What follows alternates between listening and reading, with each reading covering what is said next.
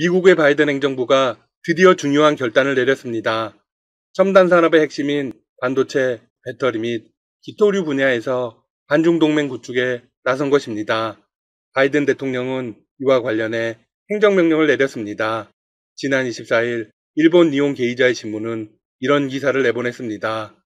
조 바이든 미국 대통령이 이달 안에 반도체와 전기차 배터리, 기토류, 의료용품 등을 미국의 새로운 공급망 구축 대상에 포함하는 행정명령에 서명한다. 행정명령의 핵심은 그동안 중국산 의존도가 높았던 기토류와 배터리 상당량을 동맹국 제품으로 대체한다는 것입니다. 중국에서 수입하던 물량을 한국, 호주, 일본 등 동맹국의 제품으로 대체하게 됩니다. 미국 정부는 표면적으로는 핵심 소재 수입처 다변화를 추구한다는 입장입니다. 중국을 언급하지 않은 것입니다.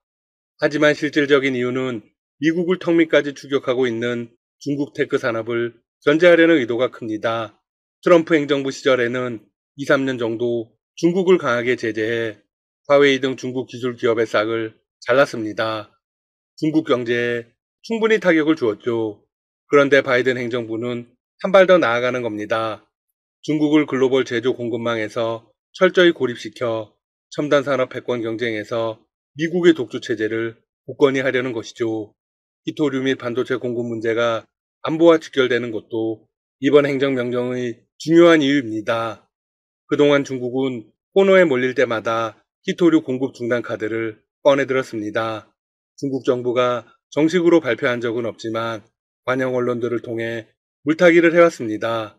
히토류 배터리 1위 생산국인 중국이 이들 품목을 무역 보복 수단으로 악용할 경우 미국의 방산 및 테크 산업은 심각한 타격을 입을 수 있습니다.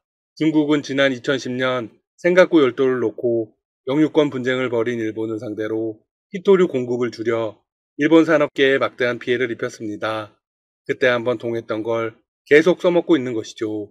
히토류는 배터리, 연구자석 등의 원료가 되는 17개의 원소입니다.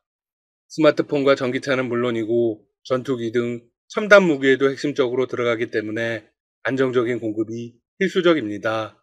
히토류는 중국 이외에 베트남, 브라질, 호주 등에도 충분히 매장되어 있지만 채굴 과정의 환경오염 등으로 현재는 중국이 전 세계 생산량의 60%를 차지하고 있습니다.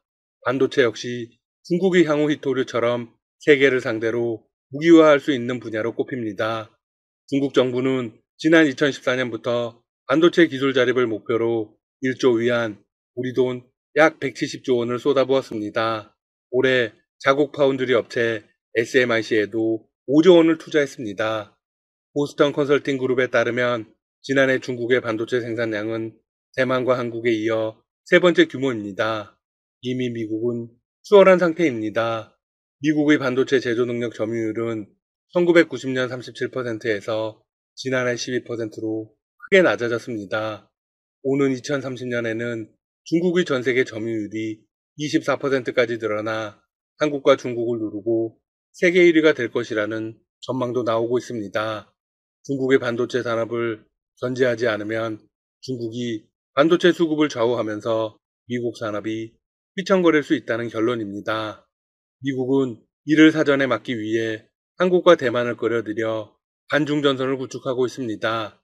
특히 세계 1위 반도체 위탁 생산업체인 TSMC에 보조금을 줘 미 애리조나주에 12조 원 규모의 공장을 세우고 있습니다.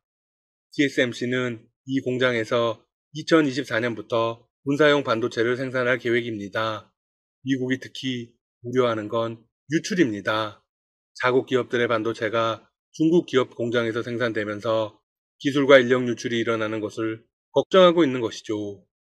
미국의 IT 관계자들은 미국이 자국 내에서 반도체 공장을 적극적으로 유치하고 협력을 강화해 이런 위험을 피하려고 하는 것이라고 강조했습니다.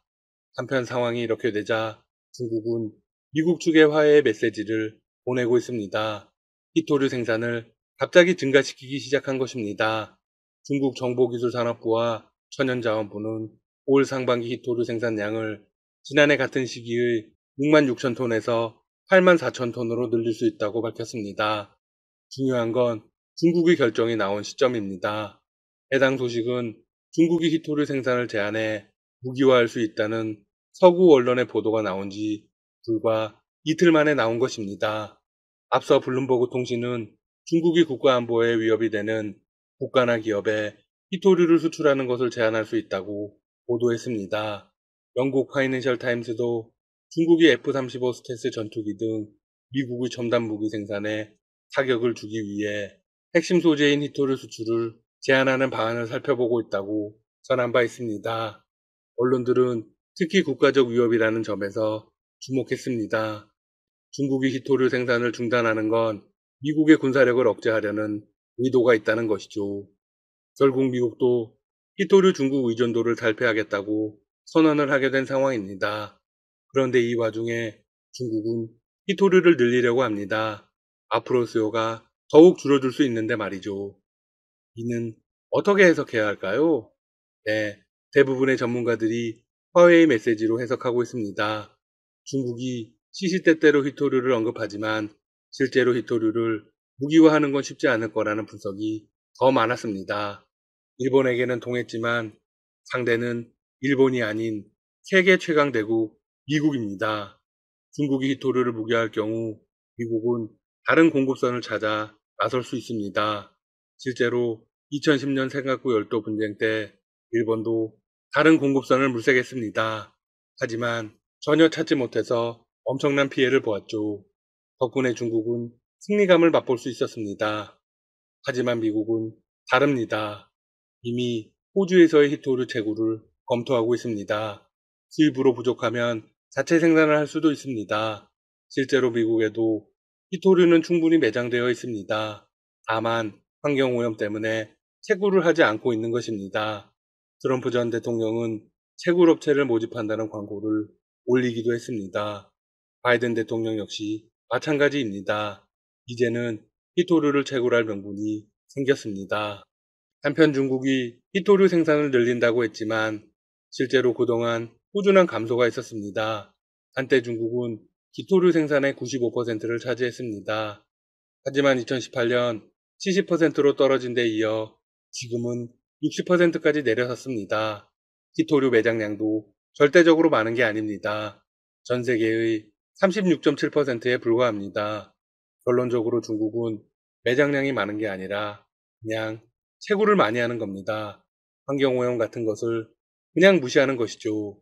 히토류는 제2의 원유라고도 불립니다. 오페크가 원유를 가장 많이 수출하고 있지만 그 위세가 73년 전 같지 않듯 히토류 시장에서도 분위기는 바뀌고 있습니다. 중국의 위력이 눈에 띄게 줄어들 가능성이 엿보입니다.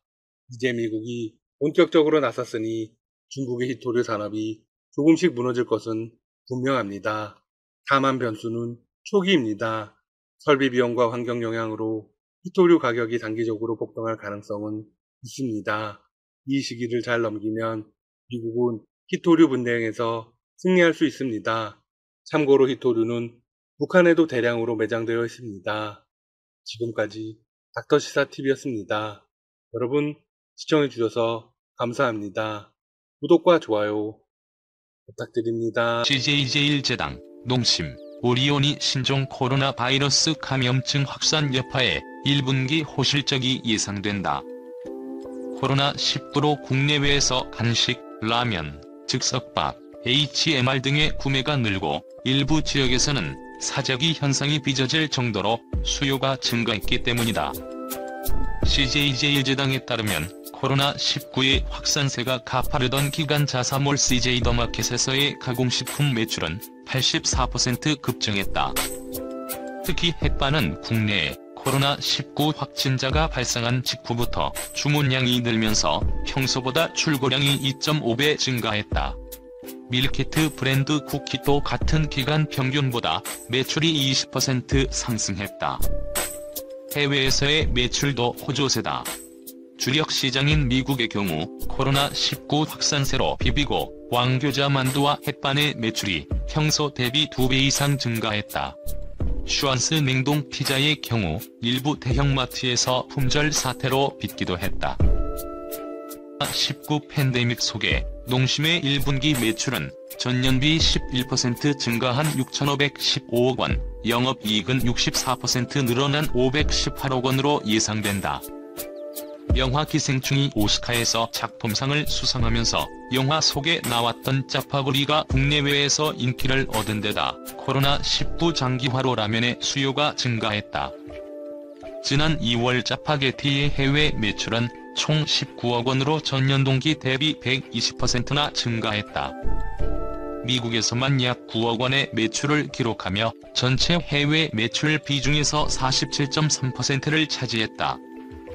3월에는 코로나19가 국내는 물론 전 세계적으로 본격 확산되면서 라면이 사재기 물품에 포함됐다. 국내 일부 지역과 중국, 미국 등에서 물량이 동이 나기도 했다. 현재 농심은 국내는 물론 미국 로스앤젤레스 현지 생산 공장 가동률을 최대치로 돌리고 있다. 스낵 부문도 국내와 수출이 모두 호조를 보이며 1분기 국내 스낵 매출은 4%, 해외 매출은 3.1% 증가했을 것으로 예측된다. 박은정 유안타증권 연구원은 국내는 물론 중국과 미국 등에서 라면 수요가 급증하면서 지난 2월 중하순에는 주력 브랜드의 주문량을 생산량이 따라가지 못했을 정도였으며 스낵도 지난해 하반기부터 수요 회복 흐름이 나타났다고 설명했다. 오리온은 1분기 매출 5,448억 원, 영업이익 854억 원을 거둔 것으로 추산됐다. 지난해 같은 기간보다 매출은 9.5%, 영업이익은 10.4% 늘어난 것이다. 코로나19 확산으로 인해 가정에서 간식 소비가 증가하면서 한국과 중국, 러시아 등에서 과자 수요가 증가했기 때문이다. 특히 초코파이 등 파이류와 스낵류는 조리 과정이 없고 포만감이 커 중국, 러시아 등에서 비상식량 개념으로 사재기 효과를 봤다. 1분기 중국에서 스낵, 파이 매출과 시장 점유율이 상승하고 김스낵 매출도 확대되며 8% 이상 매출이 성장했을 것으로 전망된다.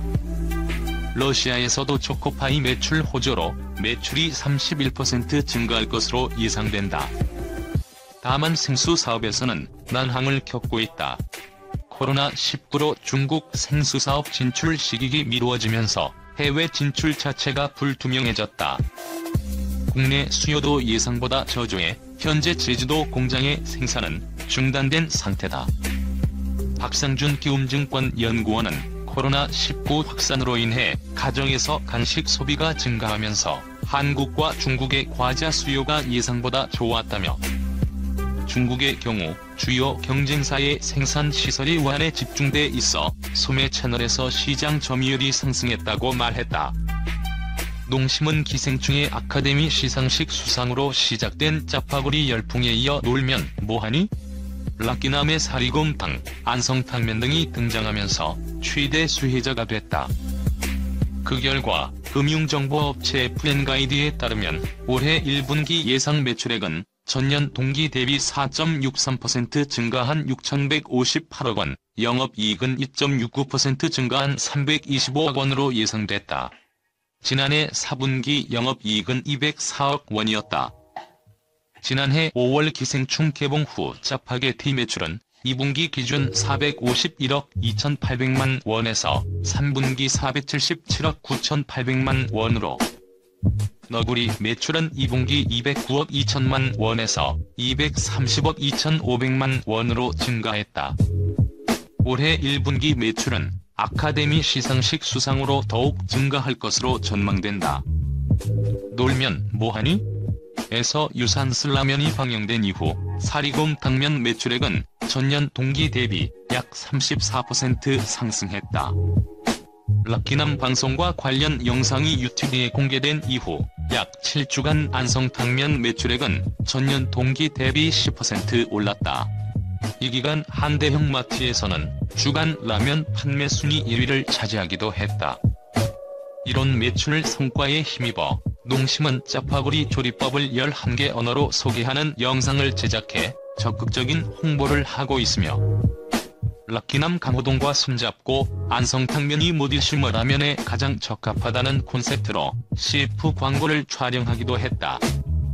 인스타그램이나 유튜브 등에서는 짜파구리를 비롯해 유재석의 유산슬 라면, 강호동이 굴라면, 백종원의 고기 짬뽕 라면, 뉴이스트 백호의 된장 라면 등 셀럽표 라면 따라잡기가 유행이다. 그뿐 아니라 매운맛의 진수를 느낄 수 있다는 팔도 비빔면 삼양 불닭볶음면, 매운맛 덕후들에게 인기 높은 팔도 틈새라면, 삼양 불닭볶음면, 짭조름한 짜장 맛을 즐길 수 있는 GS25 공화춘 삼양 간짬뽕, 된곰탕으로 불리는 삼양 된장라면 농심사리곰탕, 칼칼한 칼국수를 맛볼 수 있는 팔도 틈새라면, 농심멸치 칼국수, 짜파구리와 양대 산맥을 이루는 삼양 볶음 간짬뽕 삼양 짜짜로니처럼 두 개의 라면을 섞어 끓이는 레시피도 화제다. 라면에 달걀이나 파, 마늘을 넣는 것에서 시작된 모디슈머 라면은 라면 시장 성장과 함께 진화하고 있다. 돈 없는 자취생의 한 끼로 여겨지던 라면이 다양한 업글 레시피를 쏟아내며 푸드 트렌드를 이끌고 있는 것이다. 2009년 7월 신종플루 발생을 전후하여 6개월씩 비교했을 때는 특히 홍삼 제품 구매액이 57% 급성장했다. 홍삼 제품은 전년 동기간 비교 시에도 28% 증가했다. 2015년 6월 메르스 본격 발병 전후 7개월씩 비교하면 비타민 등 기타 건강기능식품이 15% 성장했다. 홍삼 제품은 2009년 신종플루 때보다는 성장률이 다소 줄었지만 8%의 높은 성장을 이어갔다. 전년 동기간과 비교 시에는 비타민 등 기타 건기식은 26%의 큰 성장을 기록했다. 칸타 관계자는 신종플루 때와는 다르게 2015년에는 오히려 홍삼을 제외한 건기식 제품으로 새롭게 구매자들이 유입되는 경향이 크게 나타났다며, 면역력 강화 건강기능식품 대표 주자였던 홍삼은 2009년 신종플루 때 많은 관심과 함께 큰 성과를 보였지만 이후 소비자들의 관심이 건강기능식품 전반으로 확대되면서 홍삼 외 기타 건강기능식품이 크게 성장한 것으로 보인다고 진단했다.